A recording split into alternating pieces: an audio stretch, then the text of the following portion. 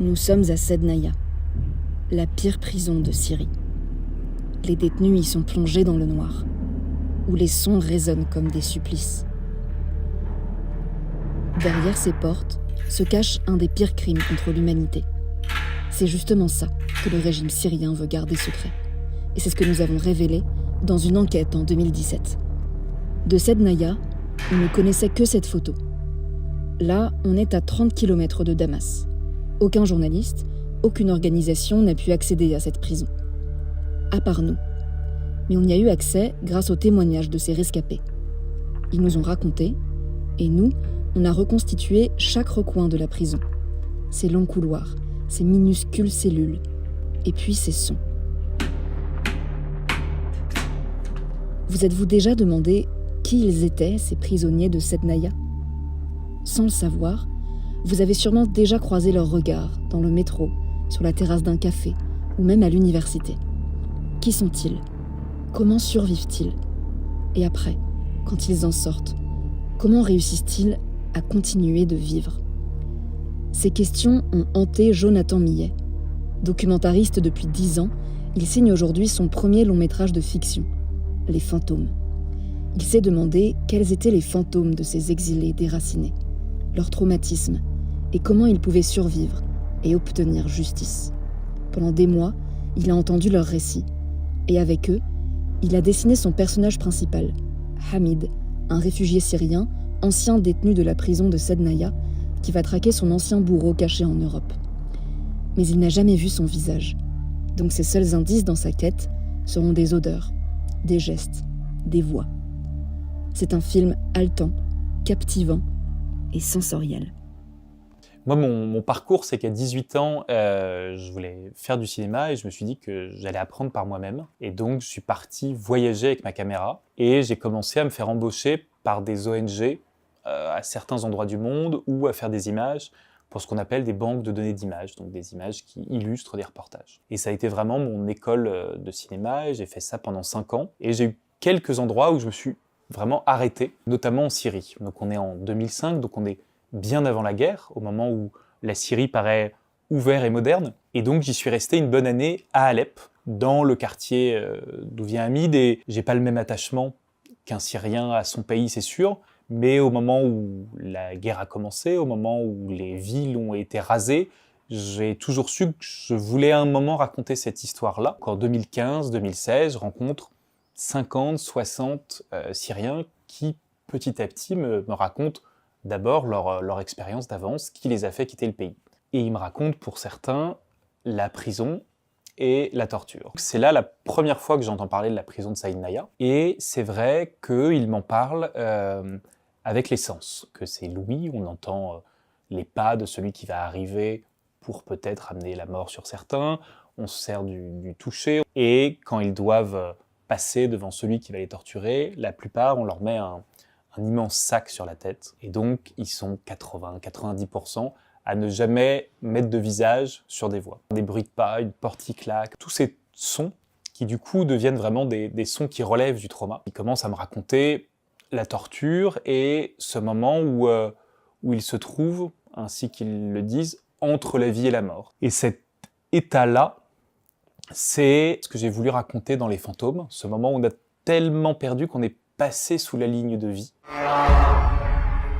لأنه كنت أحس بنفسه يوم كان هو يوقف قدامي. جرب كل أنواع الأسيد والغازات القاتلة. الشيطان بعينه. هاي الخلية انوجدت من شانه هو واللي مثله اللي هربوا من سوريا لازم ينمسكوا ويتحاكموا. شو صاير معك بسوريا؟ كنت بساعدنا. Et puis, petit à petit, ils commencent d'abord à me parler de ce qu'ils appellent les chasseurs de preuves. Si on se remet dans le contexte, on est en Syrie, et ça fait quelques années que Bachar bombarde et arrête son propre peuple, et à ce moment-là, la communauté internationale n'agit pas. Il y a le veto de la Russie, le veto de la Chine, le tribunal pénal ne peut rien faire, donc il y a cette idée que la justice ne va pas advenir. Et en même temps, pour certains Syriens, mais des citoyens ordinaires, des gens que rien ne prédestinait à ça, il y a cette idée que ce n'est pas possible que jamais la justice n'advienne. L'un des témoignages les plus forts, c'est effectivement cet avocat en question, qui lui, en arrivant en Allemagne, se retrouve dans un immense supermarché et voit au loin le visage de celui qui, dans la prison, le frappait tous les jours. Et en fait, le plus dur pour lui, c'était pas de le reconnaître, c'était de se dire que rien n'est possible. C'est vrai que quand j'ai commencé à entendre parler de ces histoires, je trouvais qu'elles avaient une telle force, que les curseurs étaient tellement hauts, que ces personnages avaient vécu tellement d'histoires incroyables, que ça m'a amené à imaginer un film de fiction, pour retranscrire la réalité encore une fois, mais pour la retranscrire avec toute la force et la puissance des récits qu'on m'a confiés. هو اللي بستراسبورغ من قبل سمعت صوته كمان بشتوتغارت. بس بعرفه أكتر من أي حدا تاني بعرف خطواته ريحته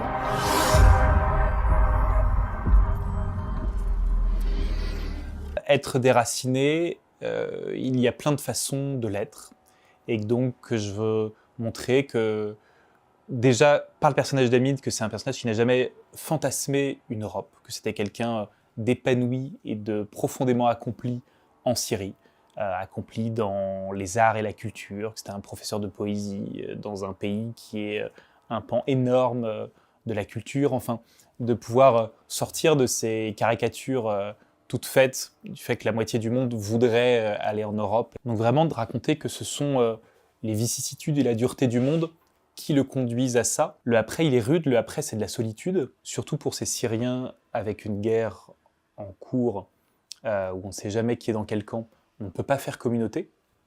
Et donc cette solitude de l'exil, c'est un des pans importants du film, cette idée de ne pas pouvoir se confier, ni aux proches restés au pays qu'on doit rassurer, ni à ceux qu'on rencontre, parce qu'on ne sait jamais qui est dans quel camp et de quelle manière les informations remontent au pays, et qu'on peut faire courir des risques à quiconque nous serait proche encore là-bas. peut-être je me trompe peut-être c'est même pas lui je ne sais plus كنت بفضل لو إنه التقينا بحياة تانية. je ne peux pas rester ici Tu ne peux pas arrêter là. Si on s'occupe de lui, tout le cauchemar, ça s'arrête. À l'intérieur de la fiction, j'imaginais utiliser ce qu'on appelle le film de genre. Donc là, il s'agit du genre d'espionnage, disons. D'une part parce que ce sont des personnages qui risquent tout, qui ont des enjeux énormes.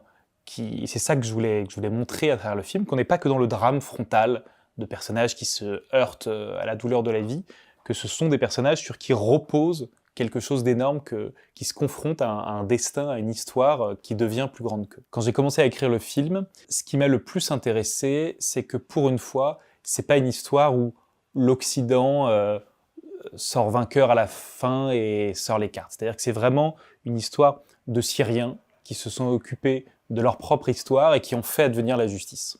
Et donc j'avais envie de faire d'eux des héros de cinéma. في محل ça va شفتك من قبل تعرف